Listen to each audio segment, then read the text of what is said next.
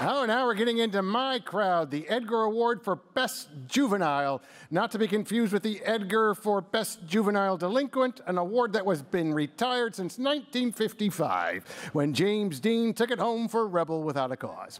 Here to present our next Edgar is the co-author with James Patterson of the new middle grade mystery, Minerva Keene's Detective Club, the author of 11 different novels under 3 different names, Keir Graff, if that is the name you are using tonight.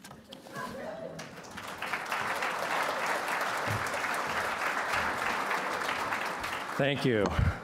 And to any writers who are dreaming of standing on the stage and holding one of these, there is a shortcut. Chair a committee. So, I actually wrote this down. So I believe it's customary to say something about how many books you read and how long it took and how the postal carrier is now getting chiropractic treatment. But I want to say instead that I just want to let you in on a secret, and that is judging the juvenile category, or kids' books as I prefer to call them, is really the best job there is. Our books take less time to read. They sometimes have pictures. From time to time, we get to relieve the pressure of judging by enjoying a fart joke, which isn't to say they aren't excellently crafted mysteries that respect the intelligence of their readers, even readers like me, whose development was arrested in the 5th grade.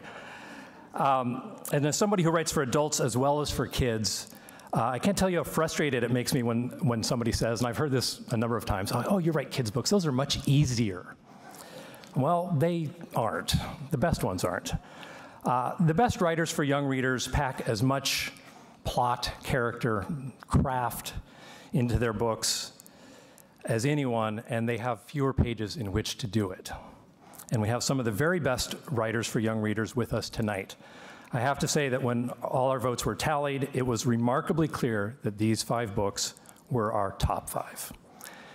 And these authors are all winners. So, the nominees for Best Juvenile: The Swallowtail Legacy, Wreck at Ada's Reef by Michael D. Bile.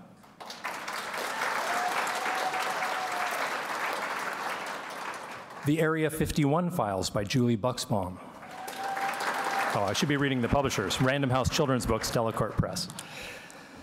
Aggie, Morton, Mystery Queen, The Seaside Corpse by Marthe Jocelyn, Penguin Random House Canada, Tundra Books. Adventures on Trains, Murder on the Safari Star by M.G. Leonard and Sam Sedgman, Macmillan Children's Publishing, Fivewell and Friends.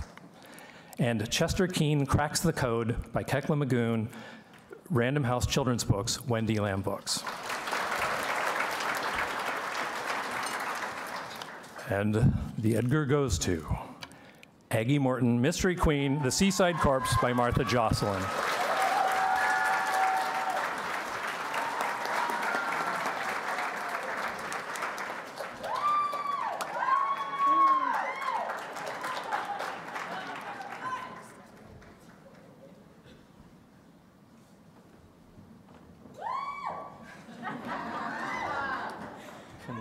Wow.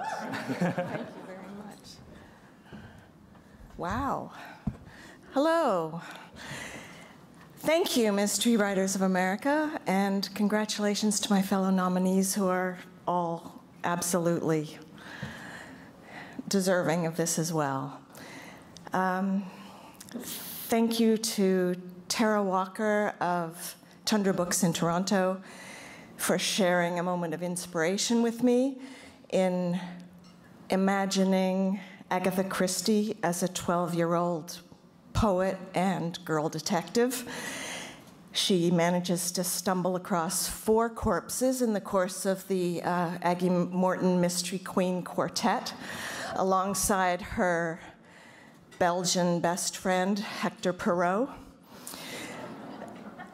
Thank you also to Lynn Misson, my editor, and Margot Blanquier and Sarah Howden, her backup, as well as Evan Monday, my publicist, my steadfast agent, Ethan Ellenberg. the magnificent illustrator, Isabelle Folath, who has created a wonderful gallery of highly suspicious characters at the front of the book.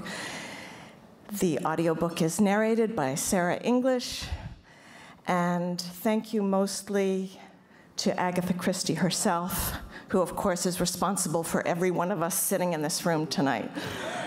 Thank you.